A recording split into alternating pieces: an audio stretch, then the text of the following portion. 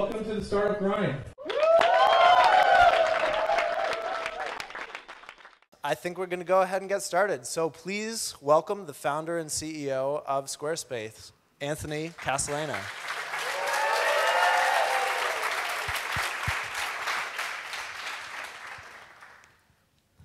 All right. Thanks so much for coming to be with us. Thank you for having me. Yeah, absolutely. So, yeah, I mean, for the last 10 years, Squarespace has really been changing a lot of the internet, slowly but surely. And it's really over the last few years, you guys have definitely taken off quite a bit. And I wonder if we can start by kind of delving into the fact that it really has been a 10-year hustle for you. It's been a long time coming. And I'm not sure even a lot of people know that it's been that long. And so I wonder if you could kind of start telling us a little bit about what it was, what it was like in the early days and why you started Squarespace in the first place. Sure. So Squarespace is one of those 10-year overnight successes where people, look at the past year and forget that there were 10 years before that. So I started Squarespace out of my dorm room at the University of Maryland. I was not even trying to start a business. I was just trying to make my own website. And I started programming it in 2003. My background is that I'm an engineer and a little bit of a designer as well. I learned engineering to make user interfaces. And so started programming Squarespace in 2003 for two primary reasons that really still hold true today. One was that I was very annoyed that the software required to put my website online was split into so many different programs. The page editing software, the image gallery software, the blogging software. Blogging was new back then. The hosting software, the statistics software, all these things were separate programs, and to squish them all together into a website was pretty awkward. So first and foremost, I wanted that solved for myself. The second thing that really, I think, was part of the initial thought behind Squarespace, and you really do still see it today, is that I realized that my website was going to be my online identity. This is going to be how people see me online. This is what I'm wearing on the web. And the services that were out there at the time, again, 2003, were these sort of like bargain bin, $2.99, race to the bottom web services, and I just didn't really feel comfortable entrusting my identity online to something like that. And so Squarespace was born out of those two reasons. Started programming in 2003, launched it in January of 2004 with 30 grand borrowed from my dad. I had to buy the servers, and I spent a little bit of money on a logo. Launched it, didn't know what I was doing, started doing like Google AdWords advertising at the time, spending $100 in the first month on AdWords. And really grew it from there. And I think to keep it kind of not boring, an easy way to think about Squarespace's history is essentially in 3 chapters. There was a chapter for the first 3 years where I was doing pretty much all of it myself, except towards the end of that 3-year period, I started to hire my first part-time support person. But I was doing everything from the server maintenance to designs to the marketing to the buying to the taxes, just everything. And towards the end of that period, I was very, very stressed out and was not really able to make a lot of progress. There's another period, another 3-year period, where I was really hiring a small team around me. And this was sort of when Squarespace changed from a project, I mean, it's not really a company when it's one person, into a company, and made all the mistakes associated with hiring people for the first time in your life and trying to build a culture without having ever had to think about something like that before. So that was another 3-year period. And then the current period we're in is the period in Squarespace after we decided to raise some money. So for the first 6 or 7 years, we actually ran off 30 grand. It was cash flow break-even business. And I just sort of reached an inflection point where Squarespace hadn't really done everything I wanted it to do in terms of revitalizing the web and building the future of websites. It wasn't as adopted as I wanted it to be. And so I wanted to make some pretty big changes. And so Took a big investment in the company from some well-known investors, Excel and Index, who are still with us today. They're great. And really put a real management team in place, strengthened the company's balance sheet, made some hard decisions about who was in the room with me, and kind of went forward. During the third phase, we rewrote the entire platform. So Squarespace 6, the thing you guys see on the web right now, is completely written from scratch as of 3.5 years ago. Launched that about 2 years ago, completely changed the company, enabled bigger marketing spends, and you can kind of see the results of it today. Yeah, so that's a 5-minute version of 10 years. Yeah, and I think the last 2 years you can really see there's been hockey stick growth, definitely, and not only in terms of your hiring, but also in terms of the number of people that just know that Squarespace exists in the first place. But I wonder if we can stay in the history for a second and talk a little bit more about the woman, I believe, who's your first hire. Was a customer care person. Is that correct? Yeah, Krista. Krista runs our customer care group. She was part-time and remote for Squarespace during, I think, like year 2.5 to like 6 or something like that. And then she joined up full-time and, was one of the people who worked with me really closely back when it was just me, and so really internalized a lot of the culture of customer care that, I wanted to see inside Squarespace. I actually answered all the support tickets for years, so tens of thousands. And is she still with Squarespace now? She is. Awesome. That's great. What portion of your, so how many staff are you at now?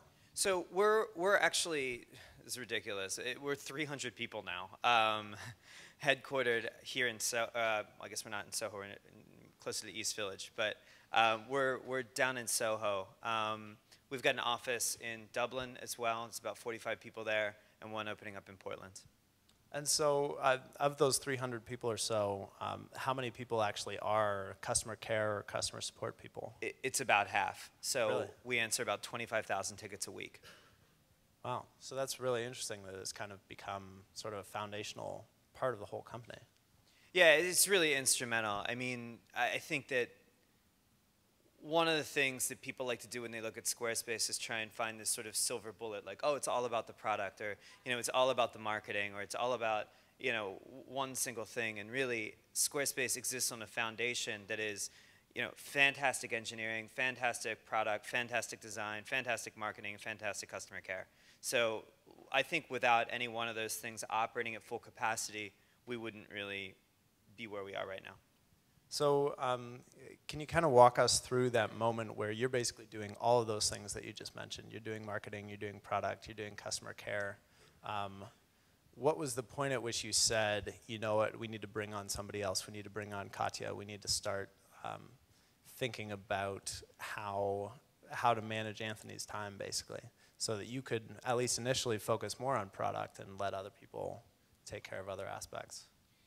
Yeah, I think towards the end of that first 3-year period, I reached a point where I was just pretty much incredibly stressed out to a level where I'm having like panic attacks. I don't really know why. I mean, phones buzzing in the middle of the night, server issues, just all these ridiculous problems, and I really reached a breaking point.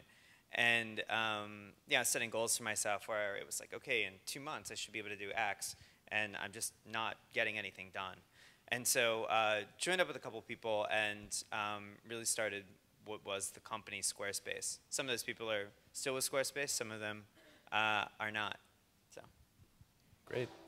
And obviously things have changed quite a bit now. With almost 300 people, at what point did you have to transition away from focusing on those things that you were really doing full time when you started?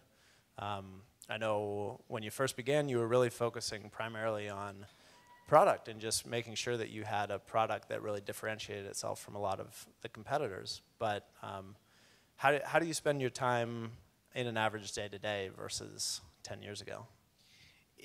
It's obviously changed a bit. I still do things that are probably surprisingly low level in a lot of ways.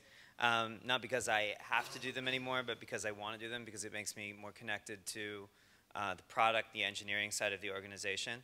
I think that one thing that's true in all phases of the company's existence, including that first phase, is really just this notion that the things that make you successful in the past don't necessarily make you successful in the future. And I think that that first phase of Squarespace lasted a little too long. You know, the good part of it was that I set up a stable financial foundation for the company. It's kind of hard to run out of money when you're just paying yourself. But you know, I took too long on certain hiring things, and when I did do them, I didn't have a good structure on how I was approaching it. So actually, I held on to being an engineer and being a designer and being a doer for probably too long, because at the end of the day, that's why I got into it. I mean, I like making things. I still have little personal hack days for myself, and you know, play around with new technologies and things like that. But to your question around how I spend my time, it's 100% in meetings. I mean, it's a lot of meetings, it's a lot of group coordination, but I stay heavily involved in the product side of things, a little bit of the engineering and architectural side of things. I actually look at code reviews still. Every once in a while, I'll check something in, much to everyone's dismay. And yeah, it's pretty much a balance like that. Great. So you mentioned a lot of sort of the creativity and the engineering focus that really drove you in the beginning. Have a lot of those focuses or foci sort of perpetuated themselves throughout the company? Now, I mean, even now that you aren't necessarily getting to review every line of code or review every design decision necessarily, do you see that perpetuated in things that are still happening? Yeah, I mean, I do, and you see it externally too. I think one of the good trade-offs for me about not being as much of a hands-on engineer or designer anymore is that I get to come to work and play around with these products that are created by people who are just absolutely incredible. So, I mean, Squarespace is very much about its team right now, and not about what my output is on any given day, and it's very important to remember that. I think the number one thing that allows Squarespace to exist as a 300-person organization is the alignment of values between the people who are at that company. I mean, I remember when I didn't have this, I didn't have quite the right setup team-wise. You know, design review meetings, you know, talking about a new front site. It's just this battle. It just felt like a battle all the time. There's a lot of parts of Squarespace right now that very much don't feel like a battle. It feels like people moving as fast as they possibly can, that are very self-aligned and, you know, very self-motivated and very aligned with everyone around them. And yeah, I just have the pleasure of working with a lot of people like that. Because at the end of the day, you know, there's not like a bunch of rules I can put in place that are going to cause people to do the right things or have the right aesthetics or think about, you know, have the same values. It's just, they have to be part of a culture where that stuff exists. That's all right. So that's really interesting. What can you do to create that culture in the first place? Because I imagine, especially as a solo founder and someone who is doing a lot of the work in the beginning, you can be very particular about how things get done. So how do you begin to transition to that culture of openness? So I think there's two things that matter, and they matter at different times. One of the things that we do now, and this is like, I can't even believe we have this because it sounds so like corporate-ish to me. We actually like wrote our values down. We have a value statement on our front site. And honestly, when this was presented to me inside the company, I was like, I don't know, it sounds like some MBA shit. It just doesn't, it sounds like crap, right? I mean, you see these value statements and it's like honesty and integrity and blah, you know, and it could apply to anyone. But one of the best exercises we ever went through in the company is when we were around 120, 150 people, was forcing ourselves to write down some values that were what we cared about. And it's very, very hard to do that in a way where you're writing things down that aren't the things everyone else has already said, like honesty and integrity and stuff like that. That's kind of just table stakes. We kind of expect you to have that. But what makes Squarespace different And writing that down in a way where people who are only going to meet me once or twice can at least see that somewhere and hopefully go, hey, yeah, I do see those things kind of coming out here. But we wouldn't have even been able to write a value statement like that if it wasn't for the team. And you know, the value statement on Squarespace right now, and what we put together there, is in part kind of the DNA from the beginning, and in part the DNA of the people who are in the room right now. And I think that constructing the team is really important, and I think that when we're looking to hire, I look for 4 things primarily. I look for alignment, right? Is this something you would do anyway? Did you just happen to write content management systems like in your basement, and you know, we met up and we see things the same way, right? So our director of user interface, Michael Heilemann, is like that. He's from the Netherlands. We just both really like working on content management systems, kind of crazy. That intrinsic motivation is very important. Another thing is judgment. We don't have a lot of rules at Squarespace. It's very self-directed. If I leave you alone, are you going to, if I leave you alone and I come back in a month and I haven't said anything, is it going to be like, am I going to kind of look at what you were doing? It's going to be like, how did you make those decisions? Or is it going to be like, oh yeah, I see where you're coming from and all that, right? Like what is your natural judgment like? How do you take in facts, and what do you do with those facts once you do it? Once you do that. A third thing is communication. Just how easy is it to talk to somebody when you sit there and you're in an interview, or you're out having a drink, or whatever you do when you bond with somebody and you're having a conversation? Are you finishing each other's sentences, or do you talk for 5 minutes and then it's like, I don't know if we are even on the same page. I mean, it's just impossible. And some of that's intrinsic. And then the last thing is really just actual technical ability. Squarespace is really technical. And so across all aspects of the organization, even things where you wouldn't expect it might matter, like marketing or acquisition, being organized and being really technical is just absolutely important. So those 2 things are things that kind of I have in mind as we grow. And I think if you screw up the hiring, you screw up the values, then when you're bigger, you'll have people who don't represent those values, and then they'll be hiring people that you'll never really even meet other than once, and that becomes really, really bad. So I have a slightly difficult question, and you can totally veto it. By the way, we're giving Anthony veto power. We're giving all startup grind guests veto power. Sure. But the question is sort of a follow-up, which is how long does it take before you know somebody's not a good fit? You know, you hire somebody, you know, is it a week? Is it 3 months? So that's a great question. So it depends on the role. And I'd say one of the things that I've gotten much better at over the past 10 years is moving from feelings and hard conversations that I'm avoiding that are in my head to just having those conversations faster or making a change. You know, it's the difference between thinking about and talking about going to the gym and complaining, or going to the gym. One actually requires effort, and it hurts you. So, you know, you just have to make those hard decisions sooner. To your question, though, how long does it take? For certain people around me, I've known as soon as 4 weeks. Yeah, I'm sure every person's different too. Yeah. But there are probably certain indicators, certain things. Yeah, I mean, I think it's a falling. So interviewing is a flawed process, right? You spend 2 hours with somebody, 3 hours, maybe 10, 15 hours if they're an executive, and then you spend more than that amount of time with them, like within their first week, and you're expected to spend years together. So it's very, very hard. So I think that when there's been a problem there, it's really been about my inability to assess what I was looking for in an individual, or even worse, sort of inventing things I wished were there because I'm in a painful situation. I would love it if there was a great person that could solve these things for me, and just kind of being out of time in interview processes and having it's just very difficult and very flawed. Which is why it's so great when you get personal referrals from people who've actually worked with each other before. It means a lot. I mean, that's more than an interview can tell you. Would you have any advice to people that might be in the audience, just sort of starting a company with the first, you know, working with a few co-founders or working on their first hire, in terms of how you actually go about selecting that person? I think you should spend a lot of time with that person. I personally think about those things that I just said, the judgment, alignment, communication, technical ability. That's what works for me.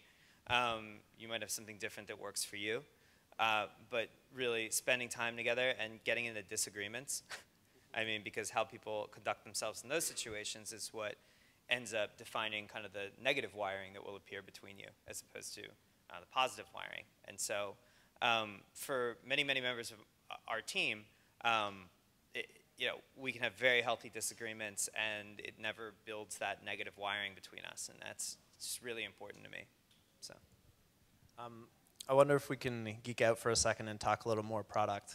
I think Squarespace is a really interesting case of a young startup company that started at a time when the idea of waterfall product management was still the major thinking, and over the last 10 years we've really seen people move to pushing faster, constantly updating, and moving toward agile product development. Have you seen that affecting the way that things operate within Squarespace? I think we've always had our somewhat weird, unique way of developing and creating the things that we create that's based on the personalities in the room. So I think, but I mean the people at Squarespace, in that we give individual team members an immense amount of responsibility. I mean, just the things that are public facing you guys have seen that are developed by like 1 or 2 people, it'd blow your mind. And we trust people with the right mindset to bring on the resources they need in the development of their project to get it done, right? So if you're an engineer, you're expected to know that you're not shipping anything unless interface has been involved, or you're building on components that are, our standard interface components. It's sort of like a way things are. If you're an engineer and you're working on something like commerce in Squarespace, if you need, and you're in charge of it, if you need user research, if you need product help, you're expected to find those resources within the organization and pull it together. Lots of things we develop in Squarespace actually don't need a full set of research. You're actually not reinventing UI concepts. You're actually not doing as much customer research as you might expect, because we sort of have a good idea of what we want to create. And so you've got these sort of these missions that are internal to the company, and people kind of ad hoc joining onto those missions, as opposed to saying, okay, this is the commerce team, this is the blog UI team. It's far more fluid than that. So to a lot of people, it seems somewhat unstructured, but it allows us to have, very, very high throughput as people just naturally self-organize and rearrange around these lightweight concepts. And a lot of what I do day to day these days is just make sure that I have the highest level perspective, and as much as I can, the lowest level perspective, so that these parts all fit together into one coherent whole, and everyone knows what they should be working on. How much do you guys actually integrate consumer testing when you're building a new product? And I'm sure that varies from product to product, but yeah. Another thing that might surprise you, it depends. We don't do a huge amount of user research before we go making products sometimes. We are able to get away with that a lot of the time because we are the user ourselves. Squarespace.com is built on Squarespace. All of our templates are built on our own developer platform. We've got people in the office who run sites on the platform who just are the users, and so they're really touchy people, and they're building for themselves. And so that's a big part of what we do. It depends on the state of the product and what it is. I mean, sometimes we might have an extended, like a very long beta phase.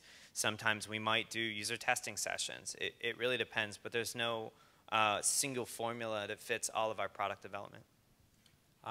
It seems that Squarespace is built very much on ideas of minimalism and attention to detail. Have there ever been times when you've built something that had too many features, too many sort of gadgets and other things, and you've said, you know what, we need to start stripping some of this stuff out? Well, it's very hard to strip stuff away once you've put it out there. One of the reasons why we had to rebuild Squarespace from scratch, or I wanted to rebuild Squarespace from scratch, is that If you think about Squarespace 1 through 5, that's on the same code base, and that code base was developed when I was writing this thing for myself in a dorm room.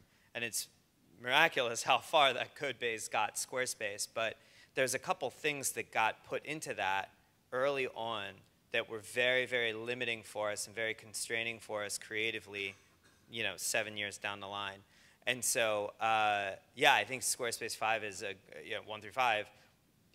We started 6 to remove things, and we had so many things we had to remove, and the world had changed so much in 7 or 8 years that we just said, let's just take another shot at this thing, which is a huge risk, by the way. Most companies that do that don't pull it off. Netscape, prime example of that.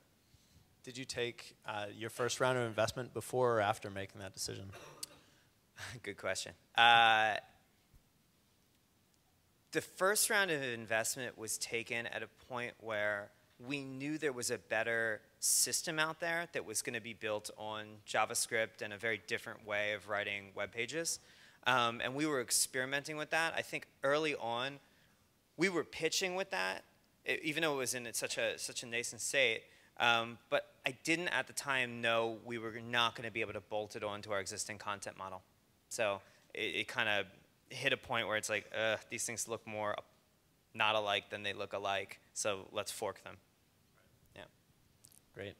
And that idea of minimalism, I mean, that certainly seems to come across in the brand, attention to detail, and then really sort of enabling storytelling by allowing Squarespace to kind of sit in the background seems to be one of the major emphases, even from the beginning, when you were saying that there were so many like cheap alternatives out there. You wanted something that really represented you as a person. Would you say, I think it's fairly clear that that comes across in the brand, but would you say that that actually penetrates into the organization as a whole as well? Almost even, the way that you hire people, the way that you make decisions within the organization? Yeah, I mean, we always seek to have the most lightweight set of rules possible inside the organization so that it can kind of be a place that allows for creativity. I think that within Squarespace, it's like I always feel that I can't make creative things happen, but I can certainly stop them from happening ever. So I think we do a lot of things that encourage this sort of creativity. We actually did something today. I do not, unfortunately, have the results of this, but we actually did a lot of companies have hack days and hack weeks. We have that stuff too. Today we tried a focus day where the designers and engineers were not allowed to have calendar items on their calendars. There was no interviews. HR is not allowed to schedule any interviews with them, not allowed to have meetings. HipChat's supposed to be closed, email's supposed to be closed, nothing's supposed to touch anyone unless it's an absolutely critical, production problem. And, it's just like, hey, can we recreate that feeling of like being here at night or being here on the weekend? Just trying it for a day, see what happens, see if we can create an environment where better things happen. And ultimately, it'll be up to the team whether or not to adopt something like that. But it's certainly interesting to try. So you guys actually had an ad at the Super Bowl this year, about 3 months ago, and that was sort of that was a bit of a coup in the New York tech community. But how did you make the decision that that a Super Bowl ad was the right way to go? And has that decision paid off? Has it worked out? Yeah, lots of people are curious to how the Super Bowl ad worked out. I'll say this. This was not a decision we made lightly. I didn't just wake up one day and think that Super Bowl ads were a great idea. In fact, it was kind of a joke within the organization for a long time. We never thought we would be at a point where we could tell ourselves a story where that sounded like a good one. But Squarespace over the past four years or so, I mean, we'll spend like $40 million on marketing this year. Last year, 20. The year before that, 10, year before, it just keeps essentially doubling. And one of the things that we got comfortable with about a year and a half ago was television ads. So we've really invested a lot in our brand over the past 2 years. And the way we develop creative assets has completely changed. You know, we're much more about getting an idea out there and helping people create a feeling around the brand, as opposed to, you know, here's a bunch of features and I hope you like the features and it's cheap or something like that. So after seeing the success of certain television ads and kind of being confident about what we could do creatively, and also feeling like we had something to say, we just kind of risked it. And it, you know, when we look back and we say, would we do it again? For us, the answer is yes. The Super Bowl ad for us, measured on 3 dimensions, is great. One of the dimensions is press coverage. Very rarely do we run an ad and I get asked to go on national television and like they run the ad and then they ask me to explain the ad. Yeah, not happening with Google AdWords. So, you know, over 200 press hits, really, really exciting. In terms of brand awareness, you know, just these general brand awareness surveys, you know, Americans 18 to 35, how many of you have heard of these website builder companies? You know, we saw a big spike in brand awareness, which can go straight back down if you're not doing continual advertising around it, so something interesting there. And then even in a direct response basis, just write-ins on our attribution surveys, people signing up and saying that's where they heard about it. All those factors combined, and just the anecdotal kind of flag in the ground story part of it,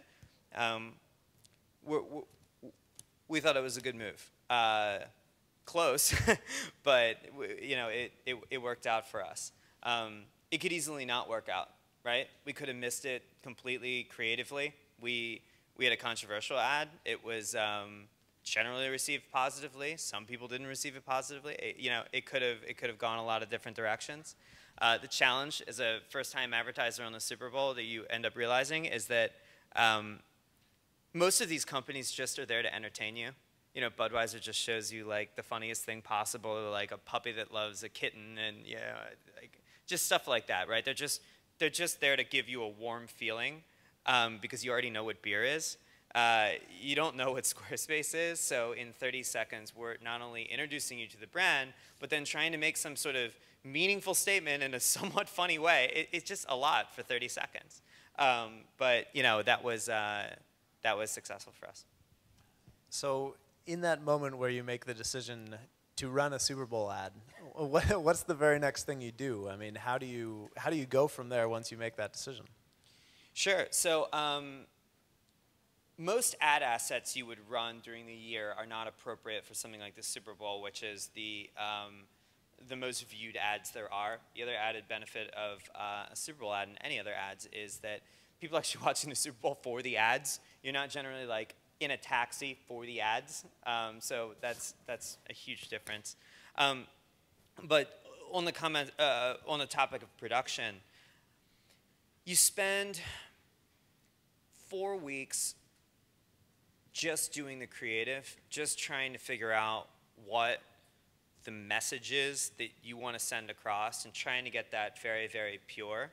Our message was around the fact that there's a lot of clutter on the web. There's a lot of, you know, messiness out there, and when you go to put your thing on the web, you can either you can be a part of the mess, or you can do something different. And what kind of company do you want to be aligned with? And that's very much how we see ourselves, and that's the message we wanted to put out there. So kind of cracking that message and trying to figure out what visuals and creative might work around it is, you know, a 4 to 5 week process. Then you put together a treatment. It's a 100-page deck trying to sell somebody on that idea. You send it around to directors, production houses, and I'm going to be skipping a couple steps here and or getting some wrong because it's been a while, and also I'm not the point person in all this, but I just have a rough understanding. You send it around to directors. Some directors reject you because they don't know who you are. Some directors want to do it. Some are too expensive. Some are not well known enough. They send you back a treatment, which is their interpretation of what the ad would look like. Then you work it on, you go into casting. We filmed at like Paramount Studios in LA, so that has to come together. Then you have editing and post-production and music, licensing, and you know, all those things. I would say throughout the whole process, and there's only like 2 or 3 days of filming, so if you screw up the filming, you can't go back. It's too much money. So it really gives you an appreciation for movies that don't turn out the right way and realize that they can't really change everything right in the middle, you know, just because of how you create these things. Wow, yeah, that's quite an undertaking. I think we'll go ahead and jump into Q&A. And our first question from Twitter is from, I'm going to read it, but we have Annalie Anda. Are you in the audience? Just raise your hand. All right. Her question is, how did you find starting a business solo? What are some key things to overcome? What are some key challenges of being a sole founder? Yeah, I think there's a number of pros and there's a number of cons. The pros are you're only arguing with yourself, and the cons are you're only arguing with yourself. So you can very much go into outer space, sort of mentally and creatively, and delude yourself that things are going a certain way when they actually are going a different way. You have to be, I think, really rigorous about seeking external negative feedback and internalizing it, not necessarily acting on it all, but looking for it. Because generally, outside of some interesting customer support cases, you know, people aren't just going out there and being like, here's why your idea is really bad, because they have no incentive to do that. So it's sort of all about creating, having trusted people around you and being welcoming enough of certain ideas so that you can try and see what you're doing for what it is. Another thing that's really hard about being solo is, you know, when you're dealing with your opinion versus someone else's, it's just you versus someone else versus you and a co-founder or something like that, which is just really, really difficult. Yeah, and just really having no one to go to for advice at the same level. You know, it's very difficult. So the good thing is you don't have to deal with co-founder disputes, and the bad thing is you have very little advice you can get. So it's hard. All right, quick reminder, you can tweet at StartupGrindNYC. Our next question is from moash.net. Are you here? Can you raise your hand? Great. His question is, if there's one thing you'd have done differently, what would it be and why? 10 years, one thing you would have done differently. Thing, right? You know, we touched on this earlier. I think that the thing I do faster now that I did slower before is moving from this gut feeling that something's very wrong to actually correcting that thing that's wrong in reality. I think it's really hard to do that. I think that somebody on our team, a director of templates, once told me that he made the observation that your ability to fire people and to part ways with people is basically equivalent to your ability to break up with your girlfriend or your boyfriend. Like, how do you do it? Are you the kind of person that, you know, complains for a year and then does it? Are you the kind of person that, you know, makes them do it and gets so annoying that, you know, you force the breakup? Like what is it? Like, it's a tough emotional conversation. No one likes hurting anyone's feelings, and ultimately a lot of these situations are just because there's a mismatch, not because one person's dumb or bad or evil or some. It's almost never like that. It's just a mismatch, and someone's got to correct it. And yeah, I think I would have been faster about doing certain things like that. I wish I would have spent more time also just building relationships with certain people around me. I think certain things are really around relationship building and just how people communicate with one another, and is it easy to communicate or not easy to communicate. So I learned a lot about those things kind of growing up. All right. This question's pretty interesting. Is Paul Singh here? Paul Singh? Great. So the question is, at what stage do you address branding seriously? What do you have in mind when you say address branding seriously? Well, you said that initially when you started out by taking a loan from your dad. Yeah. It's kind of cool. But you said that, okay, so I'm going to spend, you said that you invested some money in a logo. Yeah. You did say that, right? I did. So I'm wondering that, was it just a logo that you invested in, or was it like the thought behind the logo, behind the company, and then you followed that through because branding is just not a logo, it's beyond that. It's the expression, it's how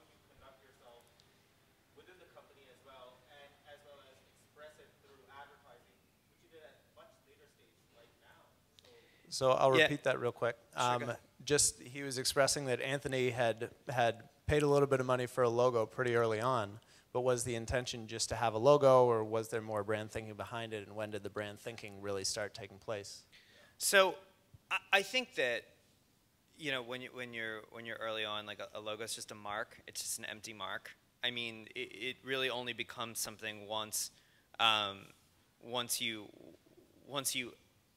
take actions in the world, and those actions either are consistent and stand for something, or they're not consistent, or anything. I mean, brands are the sum of their actions. I've always been a very visual person, so I always took the aesthetics very seriously, but the brand is defined by the product we made, how we treated people, what kind of policies we had, you know, just that stuff creates the brand. So. Yeah, because just want to quickly add to that, which is that, so then now you said that you finally wrote down your mission statement, and so that even when you're not in the office and there's somebody else who's, you know, going to read it and know what the company's all about. So later on, you're actually creating a vision statement, and that has some contribution to the brand, and it's slowly. Yeah, so now the reason I said that is that do you think that if you had invested in that culture in the beginning, how that would have kind of impacted your success now? Yeah, I think I should have. I think I could have focused on some of that a little earlier, actually. I think so. I think that you get a pass for a while at like 15, 20 people because you are really in the room all the time. And also some of those things might not really have come together yet. You know, some of the things that we were able to write down 5 years in, I would have never been able to write down in year one. I just didn't know. I'm also a huge, you know, I very much think that you don't have privileged access to your own mind. So I think that you have to go out there and act and, you know, go through life for a bit and then kind of get a lot of reflections on that and be like, oh, I am sort of doing this. This is who we are. And you also might do things early on that you want to get rid of, you know, that weren't that important. We actually, when we're looking at our value statement, I think we merged 2 of them last year or something. We were like, these aren't really, they're too similar. You know, we just, yeah, put them together. But I think there's different things you need to do at different stages to create a culture. I think there's, you know, to flip it on its head, right? I mean, you don't want to be in a room with 2 people and like someone's pointing at a value statement. It's just, it would feel really, really awkward and strange. So doing the right things at the right time and just being around people who share your mission and you have good communication with is great. Yeah, I mean, as someone who's aesthetically inclined, you were sort of asking about the logo and stuff like that.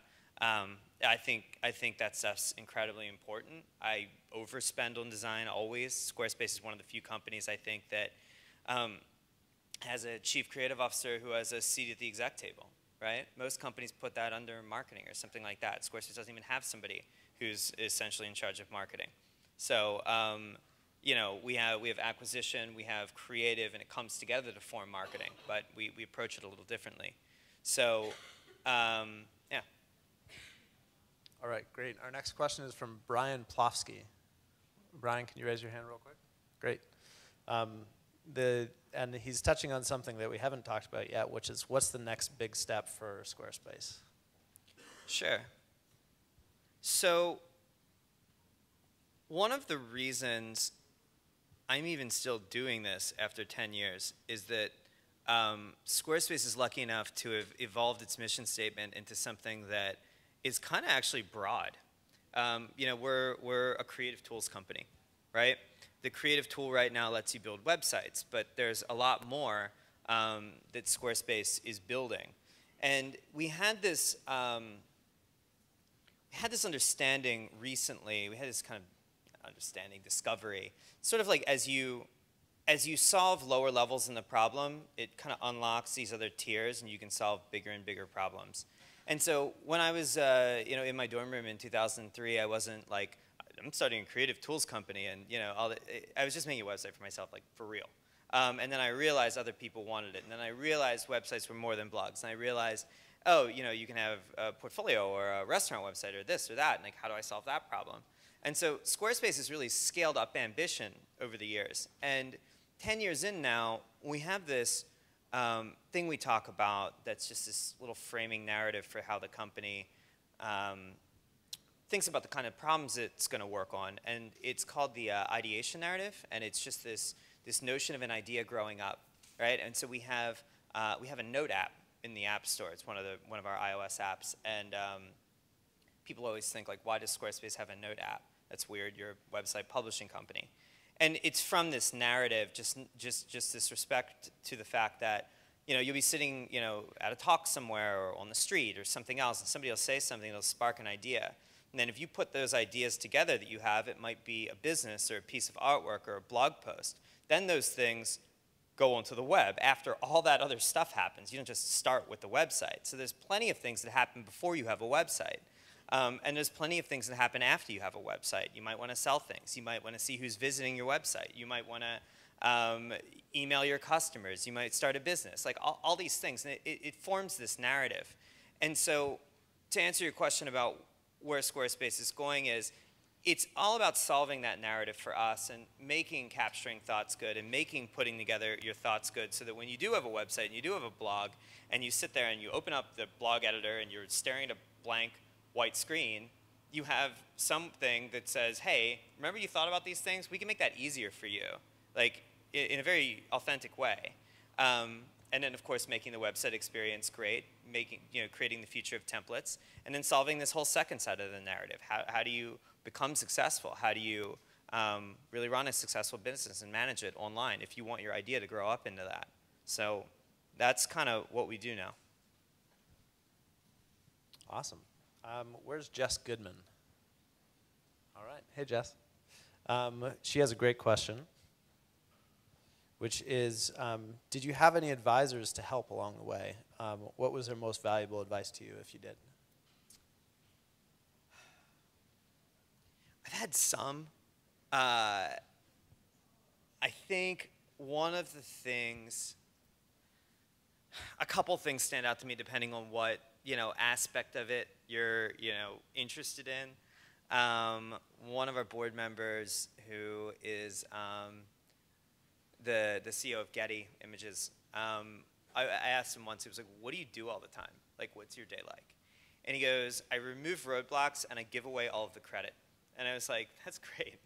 That is really good. That is kind of what I need to be doing more of. I think there's something great about that, which is sort of just this realization that, when the thing gets bigger, I mean, my take on it is that you're really only controlling who's in the room, and like, you just need to take stuff out of their way and then help people get recognition for what they've done in the company and make them feel that sense of ownership over what they're doing. I mean, I was very serious about what I was saying earlier about Squarespace just being its team. It's not me. I'm not writing the code. It wouldn't be anything. So, yeah, I think that's a really important thing to keep in mind. Where's Ed Burrows? Ed? Hey, Ed. How's it going? Our question from Ed is, what was the key tipping point in the lifetime of Squarespace? I know, obviously, you talked about the 3 sections. Was there one sort of major tipping point when you said, wow, this is all of a sudden everything's changed?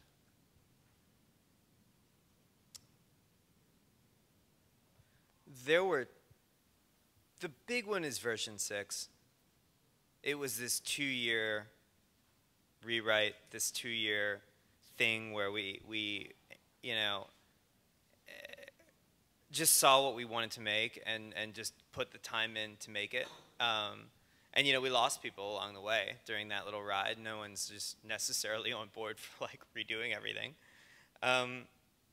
But I think that unlocked a lot for us. It really enabled the company that we have today. And I think, just the team at the time and the people who were working on that were really, really fantastic. Great. All right, we have time for one more question. Is Mike Miller here? All right, Mike, stand up for a second. Mike's question is, have you ever taken a selfie on stage in front of 150 serious entrepreneurs? No. Will you with me? Sure, come on up.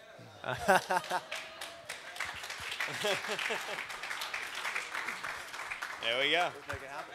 Hey, man. How's it going? Is it gone? Mike, you want to be in this too? Yeah, let's get in. There we go. All right. Yeah, someone can take it. Well, we go No, it's this gotta way. be a No, we're gonna selfie. go this Oh, way. you want to go We're gonna this way? Got it. And the audience Backwards. needs to cheer or something.